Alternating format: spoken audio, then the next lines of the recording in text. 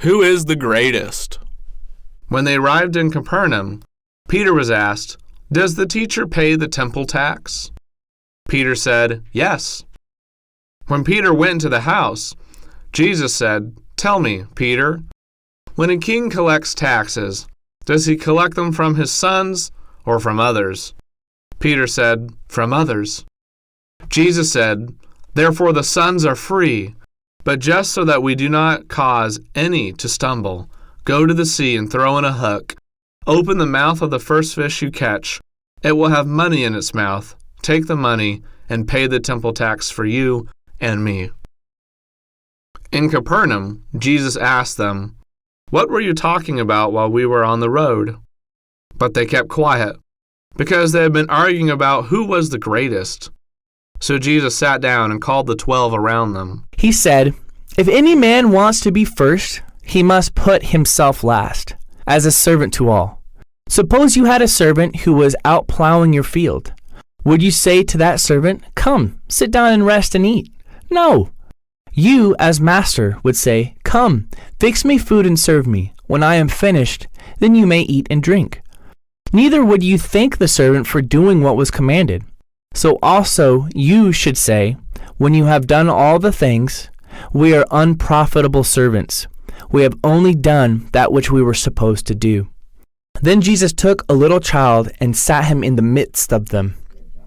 And taking him in his arms, he said, "Unless you change and become as pure as little children, you shall not enter my kingdom. And whoever shall humble himself enough to become like a little child shall be greatest in the kingdom. Whoever receives one of my people in my name receives me, and whoever causes one of my people to stumble would have been better off tied up with a great millstone hung around his neck and thrown into the sea." How to treat your brothers. John said to Jesus, "Teacher, we saw somebody casting out demons in your name, and we stopped him because he's not a follower." Jesus said, "Don't stop him, for no man can do a mighty work in my name and then right away speak evil of me. He that is not against us is for us.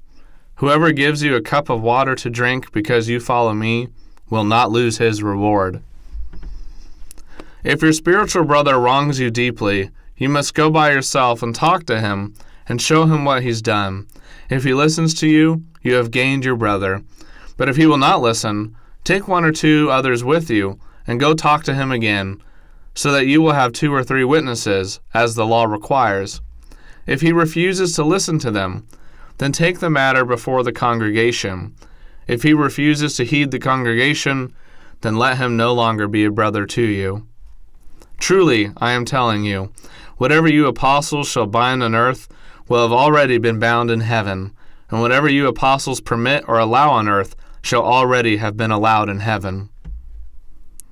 Whenever 2 or 3 people gather together in my name, I will be with them." Peter came and asked Jesus, "Lord, if my brother sins against me, how often should I forgive him? 7 times?" Jesus said, "Not 7 times, 70 times 7, 490 times, meaning as often as needed." To help Peter understand, Jesus told this parable. The kingdom of heaven can be compared to a certain king who called in some servants who owed him money. One of them owed him millions of dollars. The man could not repay the king, so the king ordered the man to be sold as a slave, along with his family and all his possessions, to pay the debt. Then the servant fell down before him, saying, "Master, have patience with me, and I will pay you back completely."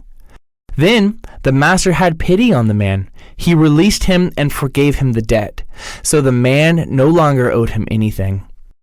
But that servant went out and found a fellow servant who owed him just a few dollars.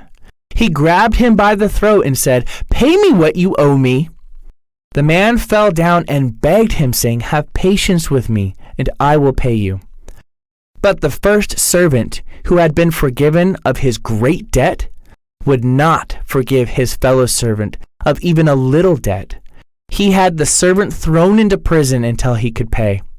Now when the king's other servants saw what this first one had done, they were very upset and told the king what had happened. Enraged, the king called the servant in and said, "You wicked man! I forgave you an unpayable debt because you asked me. You should have had mercy on your fellow servant, just as I had mercy on you." So he had the wicked servant turned over to be punished until he paid all he owed. So shall my heavenly Father do to any of you who does not forgive his brother from the heart. As the time approached for Jesus to be delivered up to the Jews, he prepared to go to Jerusalem. He sent messengers ahead, and they went into a village of the Samaritans to get a place ready for him. But the villagers did not receive him, for they saw he was determined to go to Jerusalem. Then James and John said to Jesus, "Lord, should we command that fire come down out of heaven and consume them?" But Jesus scolded them for saying this, and they all went on to another village.